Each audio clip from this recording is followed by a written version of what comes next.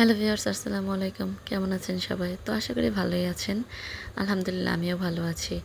তো মুরগির মাংস সবসময় ২ রকমের রেসিপি খেয়ে থাকেন। তো আজকে আমি একটু ভাবলাম অন্যরকম করে রেসিপি করে আপনাদের সাথে শেয়ার করি। বাট আমি আগে কখনো কারো থেকে দেখি নাই। আমি নিজে আইডিয়া থেকে রান্নাটা করতেছি। তো আশা করি খারাপ হবে না। মাশাআল্লাহ ভালোই হবে। তো আজকে এখন হচ্ছে গিয়ে মুরগিগুলো ছোট, ছোট সাইজ করে কেটে আমি কিন্তু এখানে একটু লেবুর রস আর হচ্ছে কি একটু লবণ আর হচ্ছে একটু হলুদ দিয়ে এটাকে ম্যারিনেট করে আমি মিনিমাম আধা ঘন্টা মতো রেখে দেবো। আর টাইম বেশি থাকলে একটু বেশিও রাখতে পারি, আর যার হাতে টাইম নেই সে তখনই রান্না করে ফেলবেন। তো আমি এটাকে কিন্তু মাখিয়ে আধা ঘন্টার মতন রেস্টে রেখেছিলাম, তারপরে রান্না করতে চলে আসছে। আমি ঢেকে মিনিমাম আধা ঘন্টা রেস্টে রেখেছিলাম এই মাংসটা। তারপর আধা ঘন্টা পর ফিরে আসছে। এখন কিন্তু চুলা এখানে কড়াইটা বসিয়ে দিয়ে এখন পরিমাণ মতন তেল দিয়ে তেলটাকে একটু গরম করে নেব। গরম করার পরে মাংসটাকে দিয়ে দেব। মাংসটা দিয়ে একটু ভালো করে নাড়াচাড়া করে আমি মানে এটাকে একটু ভাজা ভাজা করে নেব। যারা ফার্মের মুরগি খেতে পারেন না তারা অবশ্যই রেসিপিটা একটু ট্রাই করে দেখতে পারেন বাসায়। আশা করি আপনাদের খারাপ লাগবে না, মাশাআল্লাহ ভালোই লাগবে। আর এই মাংসটা ভাজার সময় একটু সাবধানে ভাজতে হবে, কারণ এটা তেলটা সিটে লাগতে পারে, আর তেলটা সিটে লাগলে কিন্তু ফোসকা পড়ে যাবে। যেহেতু মুরগি মাংস ভাজার সময় মানে তেলটা কিন্তু প্রচুর পরিমাণ ছেঁড়াছিটি করে। আমি এটা ঢেকে ঢেকে ভাজছিলাম, মানে আমি একটু দূরে সরে দাঁড়িয়েছিলাম। তো যাই হোক, আমার মুরগির মাংসটা কিন্তু অনেকটাই ভাজা ভাজা হয়ে গেছে, দেখতে পাইতেছেন।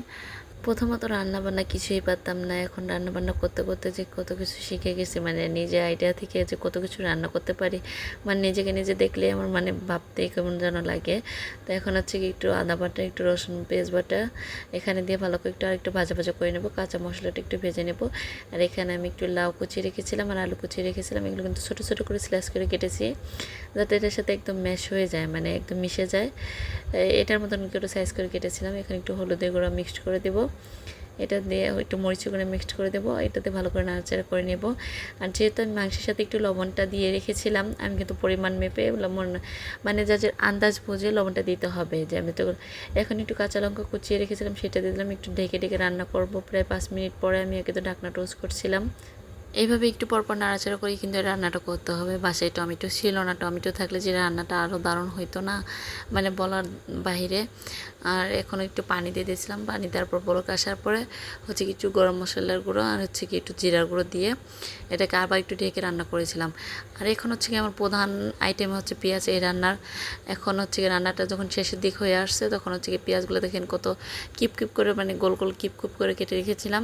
আর এই পেঁয়াজটাই হচ্ছে গিয়ে স্বাদ বাড়াবে আমার এই মাংসের রান্নাটার। আর হচ্ছে গিয়ে ধনেপাতাগুলো। তো এই পেঁয়াজটা দিয়ে এখন কিন্তু অনবরত একটু নাড়তে থাকবো। আর পেঁয়াজটা কিন্তু পুরোটা সিদ্ধ হবে না, মানে আধা সিদ্ধ হয়ে যাবে। আর একটু ঢেকে 2 মিনিট পরে আবার করে ধনেপাতাগুলো দিয়ে দিলাম, ধনেপাতা কুচিয়ে রেখেছিলাম।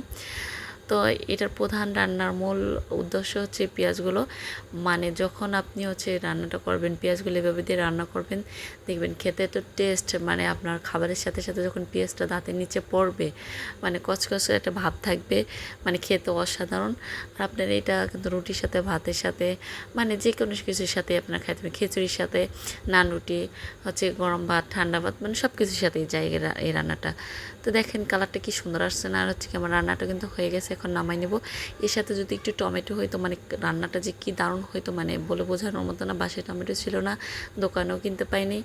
তো এখন একটু খেয়ে আপনাদেরকে দেখাই, যাই হোক আপনার মাইন্ড করেন না।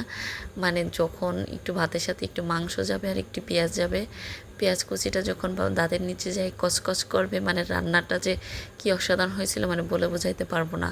মানে ভীষণ স্বাদ হয়েছিল। আপনারা যারা ব্রয়লার মুরগি খান না তারা এইভাবে একবার ট্রাই করে দেখতে পারেন।